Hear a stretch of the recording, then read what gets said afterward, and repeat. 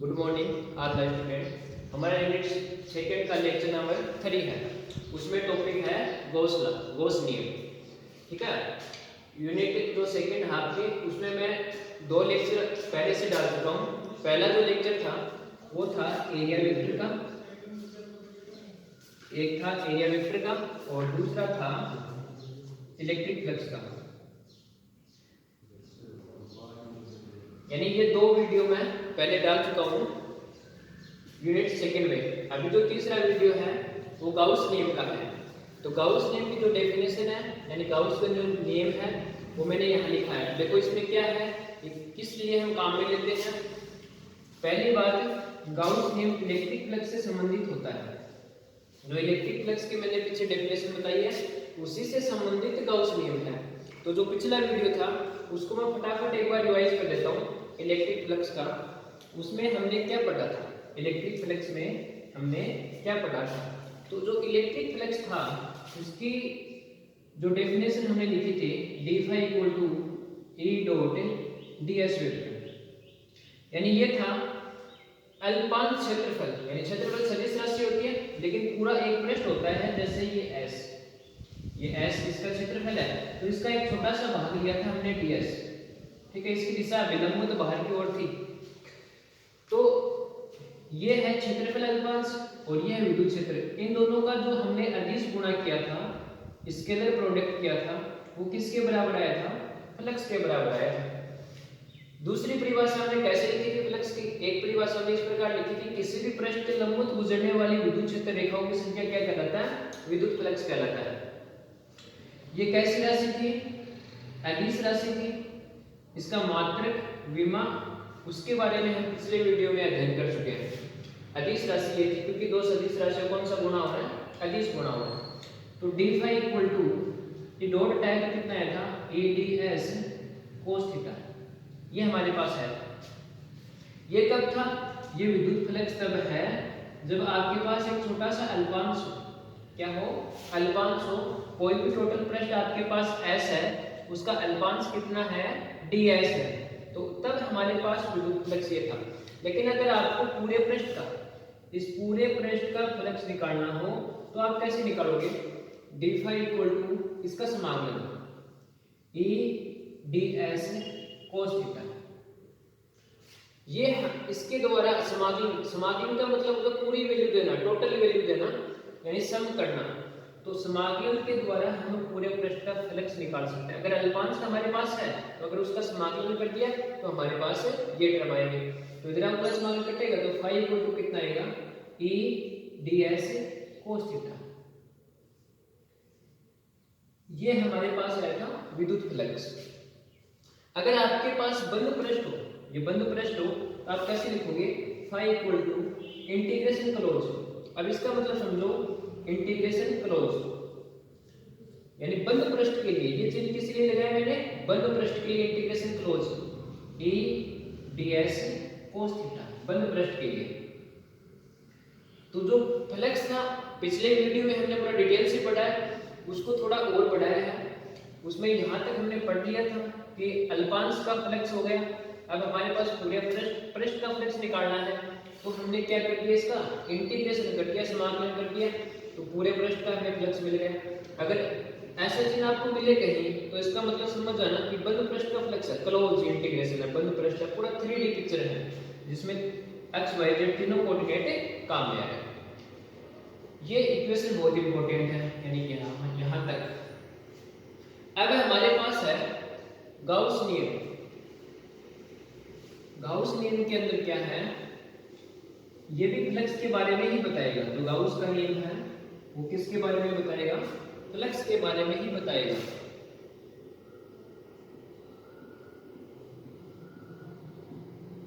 यानी ये गाउस नियम। अब गाउस नियम क्या होता है, पहले इसको आप समझो। गाउस का नियम क्या बताता है और ये क्या होता है। गाउस का नियम बंद पृष्ठ का फ्लक्स बताता है, और वो बंद पृष्ठ कहाँ स्थित होना चाहिए, निर्वात में।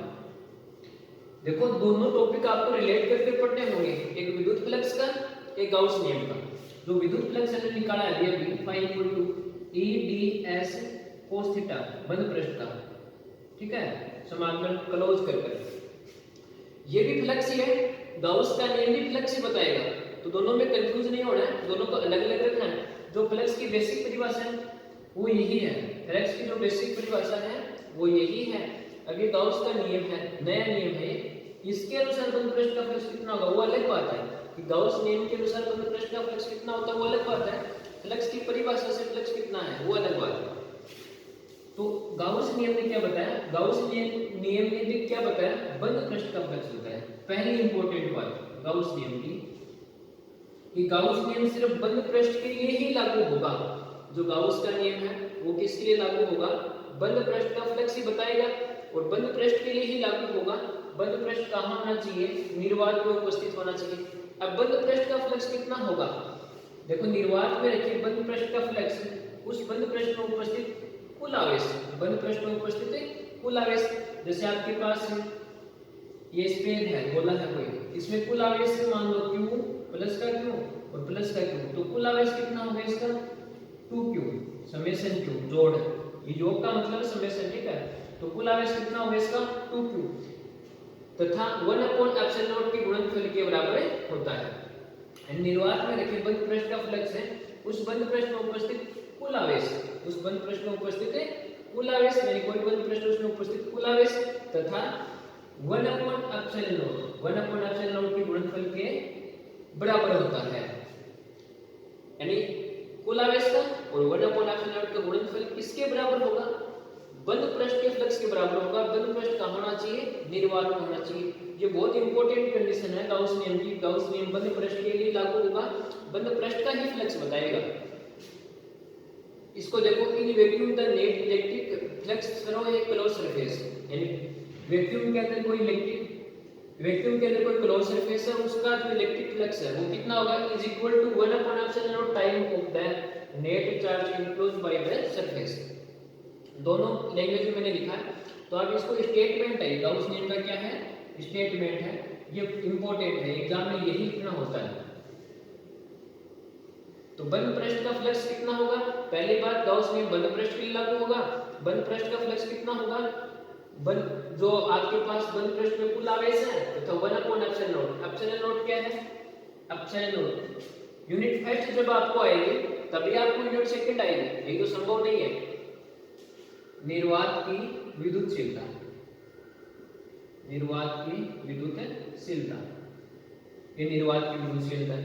तो इसका मैथमेटिकल क्या बना हमारे पास, इसका मैथमेटिकल हमारे पास ये बना कि बंद पृष्ठ का कुल फ्लक्स है, यानी phi net equal to summation q/ε0, यानी बंद पृष्ठ का कुल आवेश, बंद पृष्ठ का कुल आवेश बटा 1/ε0 की गुणनफल, यानी बंद पृष्ठ का जो कुल आवेश उसको गुणा किससे करना है, 1/ε0 से, कि गुणनफल के बराबर बंद पृष्ठ का फ्लक्स है। ये क्या है, बंद पृष्ठ का फ्लक्स, ये क्या है, निर्वात की विद्युतशीलता, इलेक्ट्रिक परमिटिविटी ऑफ वैक्यूम, ये है total net charge enclose surface, ये इनक्लोज सरफेस का फ्लक्स है, ये इलेक्ट्रिक परमिटिविटी ऑफ वैक्यूम है, ये इसका समीकरण हमारे पास है। अब देखो ये स्टेटमेंट का स्क्रीनशॉट लो, एक बार लिख लो इसको।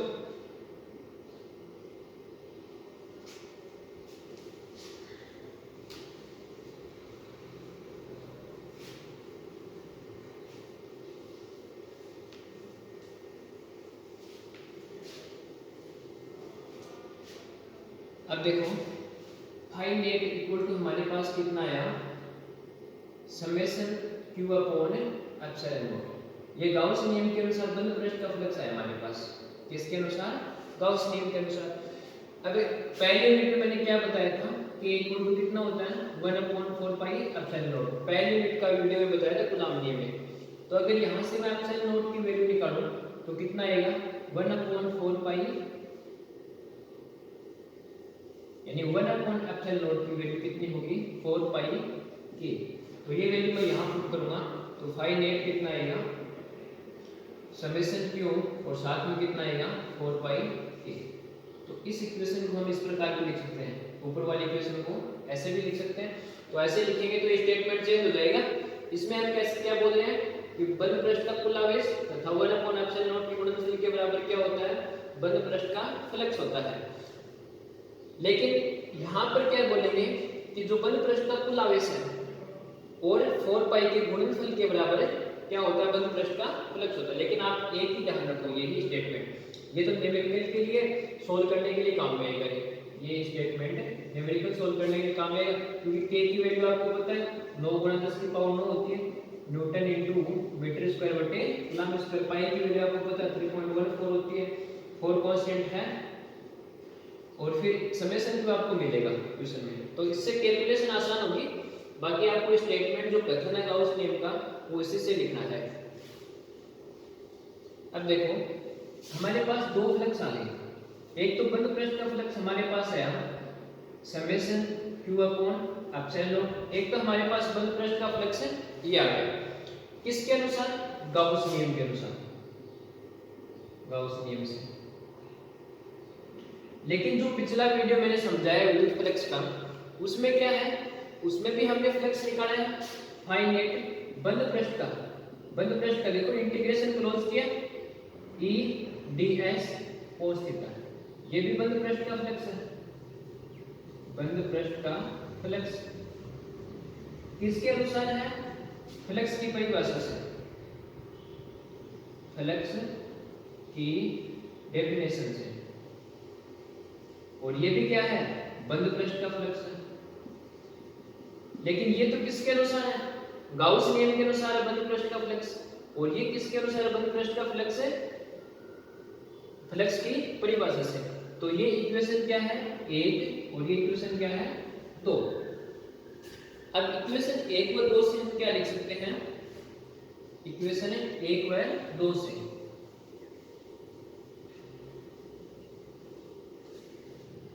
इक्वेशन 1 व 2 से हम क्या लिखेंगे, देखो एक एक साइड बराबर है, ये भी नेट फ्लक्स है, ये भी नेट फ्लक्स है, तो दोनों साइड बराबर लिख सकते हैं। यानी E ds cos थीटा बराबर कितना आएगा, समेशन q अपॉन एप्सिलॉन। ये संबंध भी बहुत इंपॉर्टेंट है कि ये भी बंद पृष्ठ का फ्लक्स है और ये भी क्या है, बंद पृष्ठ का फ्लक्स है। तो बंद पृष्ठ का फ्लक्स कितना होगा, ये बंद पृष्ठ का जो फ्लक्स है, ये बंद पृष्ठ का फ्लक्स है, बंद पृष्ठ का फ्लक्स किसके अनुसार, अकॉर्डिंग टू गाउस नियम, अकॉर्डिंग टू गाउस नियम। ये किसके बराबर होगा, E ds cos थीटा के बराबर होगा, E ds cos थीटा के। तो आपको ये संबंध भी ध्यान रखना है। एक कौन सा संबंध ध्यान रखना, 2 ये संबंध ध्यान रखने हैं आपको। यानी अभी तक जो 3 वीडियो मैंने बनाए हैं यूनिट सेकंड के, उनका समराइज करेंगे तो मेन बात इन्हीं 3 इक्वेशन पर आगे टिकेगी। इक्वेशन 1 गाउस नियम के अनुसार बंद पृष्ठ का फ्लक्स, इक्वेशन 2 फ्लक्स की परिभाषा से बंद पृष्ठ का फ्लक्स, और इक्वेशन 3 दोनों को कंपैरिजन करके। ये था आपका गाउस नियम। और जो फ्लक्स है उसके बारे में मैंने आपको पहले बता दिया थी, ये फ्लक्स हो तो ये फ्लक्स हो। फ्लक्स हमेशा कौन सी राशि होती है, अदिश राशि होती है। तो इसका हमेशा बीजगणित योग होता है। बीजगणित योग का मतलब अगर φ8 आपको निकालना है तो आप क्या करोगे, φ1 प्लस φ2 प्लस φ3 और लास्ट कितना आएगा φn। आप कौन सा योग करोगे, इसका बीजगणित योग करोगे। अच्छा देखो अब आगे, अब जो गाउस नियम है उसकी निर्भरता यानी किस पर निर्भर करता है और किस पर निर्भर नहीं करता है, ये आपको समझना है। कुछ मेन पॉइंट है इसके।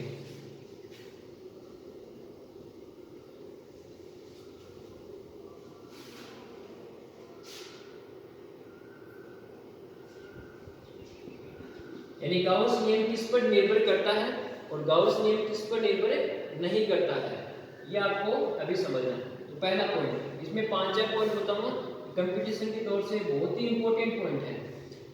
पहला पॉइंट, गाउस नियम में कितना फ्लक्स बताया, फाई बराबर समेशन q अपॉन एप्सिलॉन, बंद पृष्ठ का फ्लक्स बताया, बंद पृष्ठ का फ्लक्स बताया, और ये क्या, बंद पृष्ठ का आवेश।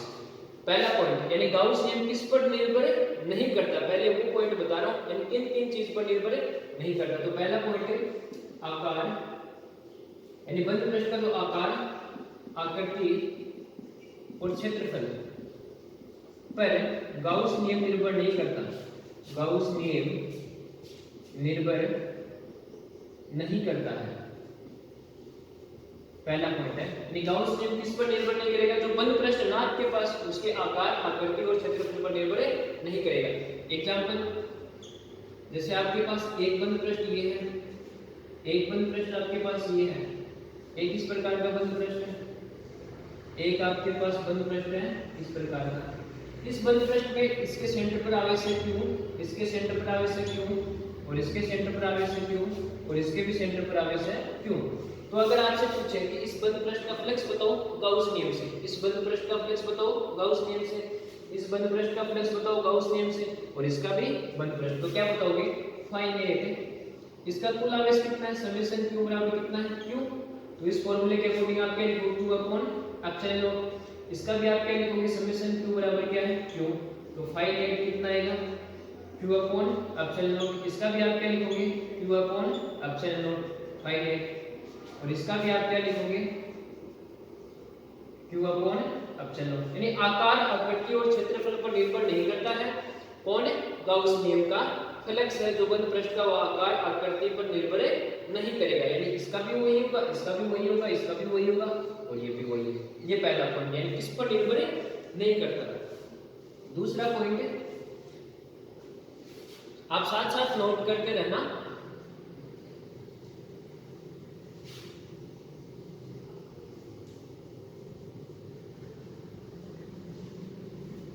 दूसरा पॉइंट देखो, आवेश वितरण पर निर्भर नहीं करता है। कौन? बंद पृष्ठ का फ्लक्स, बंद पृष्ठ का फ्लक्स, और किसके अनुसार? गाउस नियम के अनुसार।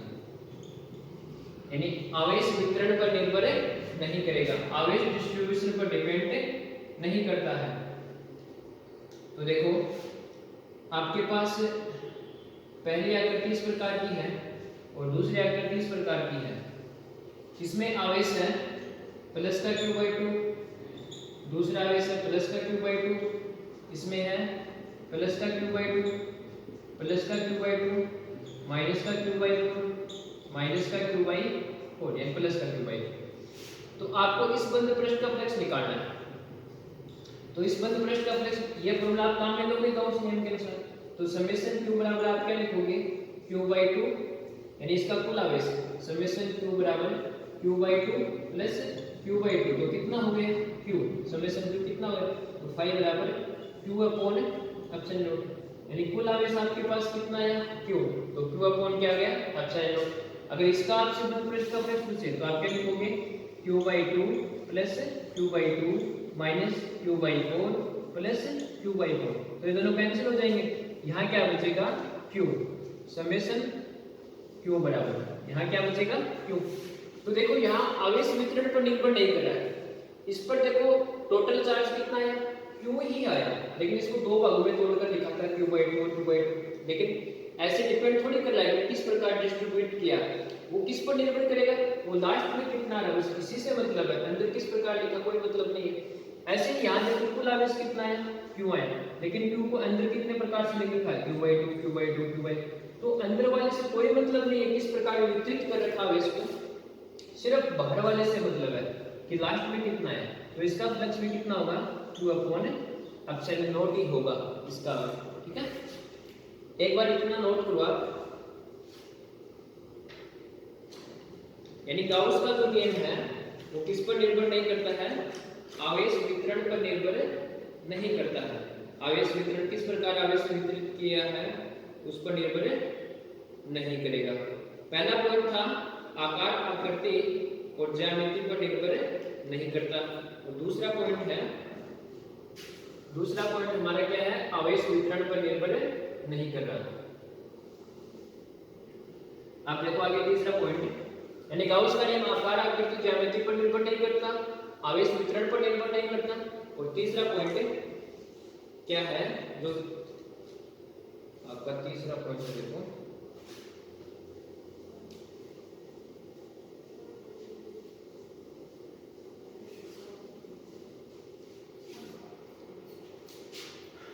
तीसरा पॉइंट है आवेश की स्थिति पर निर्भर नहीं करता।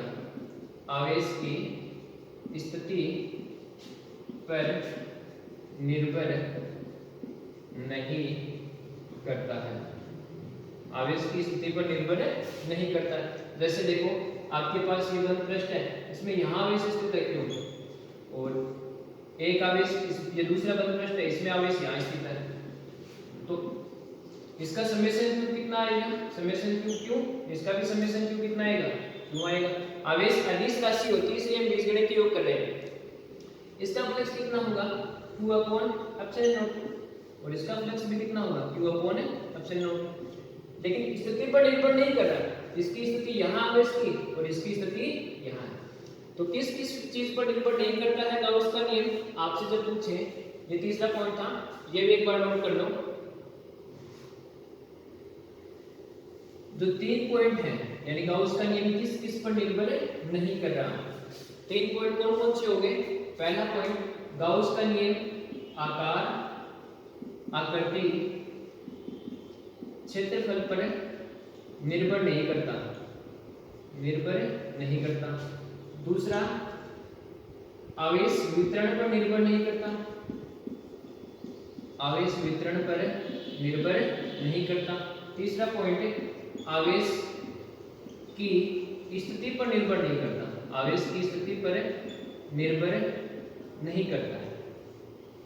ये 3 पॉइंट तो वो हैं जिन पर गाउस का नियम निर्भर नहीं करता, यानी बंद पृष्ठ के आकार, आकृति, क्षेत्रफल पर निर्भर नहीं करता, आवेश वितरण पर निर्भर नहीं करता, आवेश की स्थिति पर निर्भर नहीं करता। अभी निर्भर किस पर करता है, ये पॉइंट था, यानी किस पर निर्भर करेगा। गाउस का नियम निर्भर किस पर करता है, यानी डिपेंडेंसी क्या है इसकी, यानी किस पर निर्भर करेगा। तो इसमें पहला पॉइंट है यानी निर्भरता, यानी गाउस का नियम किस किस पर निर्भर करता है, किस पर डिपेंड करेगा। तो ये निर्भर करेगा माध्यम पर, कुल आवेश पर, या प्रकृति देखो, प्रकृति आवेश की, यानी किस पर निर्भर करेगा, माध्यम पर निर्भर करेगा, आवेश की प्रकृति पर निर्भर करेगा और कुल आवेश पर निर्भर करेगा। लास्ट में रिजल्टेंट कितना आवेश आ रहा है उस पर निर्भर करता है, यानी इन 3 चीजों पर निर्भर करता है। यानी माध्यम पर निर्भर करेगा गाउस का नियम, प्रकृति पर निर्भर करेगा, आवेश की, और कुल आवेश पर निर्भर करेगा। देखो पहले ये इंपॉर्टेंट है, ये इंपॉर्टेंट है पहला पॉइंट। तो माध्यम मीडियम पर कैसे डिपेंड करेगा, देखो फाइनाइट हमने निर्वात में पढ़ा, देखो मैंने यहाँ लिखा है इन वैक्यूम, निर्वात की ये स्टेटमेंट है पूरा गाउस नियम का। तो कितना लिखा, summation q upon epsilon not. ये क्या है, निर्वात का फ्लक्स, निर्वात का फ्लक्स है, ये क्या है, निर्वात का फ्लक्स। अगर माध्यम का फ्लक्स निकालना हो, ये इक्वेशन क्या है, ए, तो माध्यम का फाइनाइट आप क्या लिखोगे, समेशन q अपॉन एप्सिलॉन। तो ये क्या है, माध्यम का फ्लक्स, माध्यम का फ्लक्स। यहां पर ये क्या था, निर्वात की विद्युतशीलता, निर्वात की विद्युतशीलता, और ये क्या है, माध्यम की विद्युतशीलता, माध्यम की विद्युतशीलता। ये तो निर्वात की विद्युतशीलता है और ये क्या है, माध्यम की विद्युतशीलता। ये माध्यम के लिए फ्लक्स है और ये निर्वात के लिए फ्लक्स है, वैक्यूम के लिए है और ये मीडियम के लिए है। तो देखो अब निर्भर कैसे करेगा ये, मैंने जो पीछे पहला चैप्टर पढ़ाया था तो उसमें पैरावृत्तांक टॉपिक पढ़ाया था, डाइलेक्ट्रिक कांस्टेंट, उसमें बताया था एप्सिलॉन बराबर क्या होता है, एप्सिलॉन नॉट और साथ में एप्सिलॉन आर, ये होता है। तो ये एप्सिलॉन की वैल्यू यहाँ रखोगे समीकरण 2 में, तो क्या आएगा, फाइनाइट इसमें मीडियम में, तो कितना आएगा, समेशन क्यू, और एप्सिलॉन की वैल्यू कितनी होगी, एप्सिलॉन नॉट और साथ में एप्सिलॉन आर। ये अपेक्षित विद्युतशीलता होती है, पहले यूनिट में बताई थी, पहले यूनिट याद होनी चाहिए आपको, अपेक्षित विद्युतशीलता। तो इतना इतना क्या है, निर्वात का फ्लक्स, इतना इतना क्या है वैक्यूम का फ्लक्स। तो फाई नेट मीडियम बराबर फाई वैक्यूम निर्वात का फ्लक्स गुणा 1 अपॉन क्या बच गया एप्सिलॉन। यहां लिख देंगे समीकरण 1 से ये summation Q upon epsilon, summation Q upon epsilon को हमने क्या लिख दिया वैक्यूम का फ्लक्स।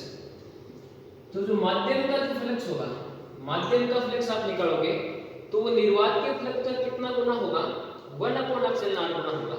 तो गाउस का नियम किस पर निर्भर करेगा, माध्यम पर निर्भर करेगा। ये मैंने इस प्रकार प्रूफ करके आपको बताया कि निर्वात का फ्लक्स ये है, माध्यम का फ्लक्स आप निकालोगे तो यहाँ माध्यम की विद्युतशीलता आएगी, निर्वात का फ्लक्स निकालोगे तो क्या आएगा निर्वात की विद्युतशीलता, यहाँ माध्यम की विद्युतशीलता।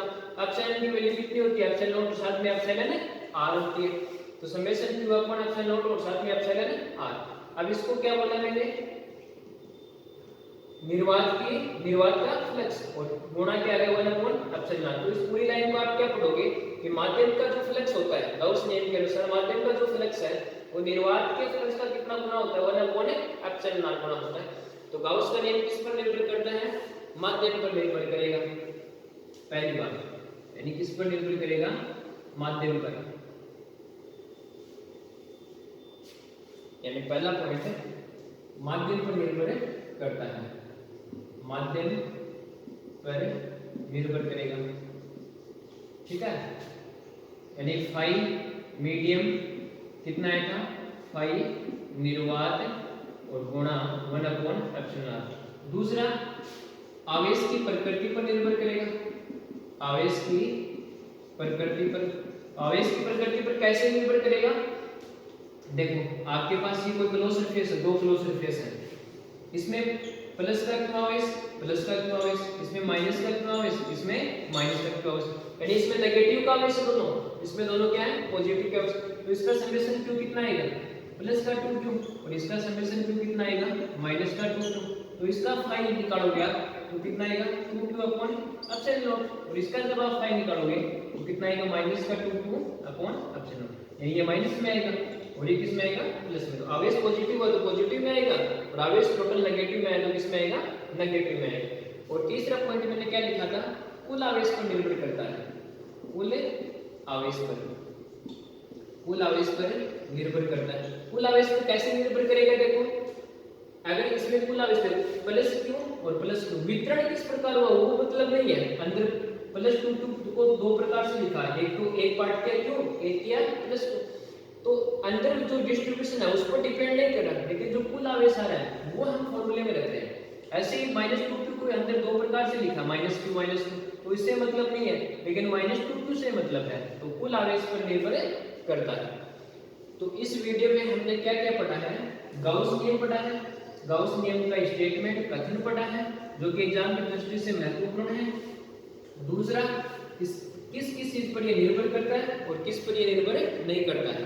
लास्ट पॉइंट है आपका कि ये समराइज करना है इस पूरे टॉपिक को, एक लाइन में आप बोलोगे तो क्या बोलोगे, गाउस का नियम summation q upon epsilon not है, किस पर निर्भर करेगा, यानी ये माध्यम पर निर्भर करेगा, दूसरा आवेश की प्रकृति पर निर्भर करेगा, आवेश की प्रकृति पर और कुल आवेश पर, यानी इन तीन चीज पर ये डिपेंड करेगा।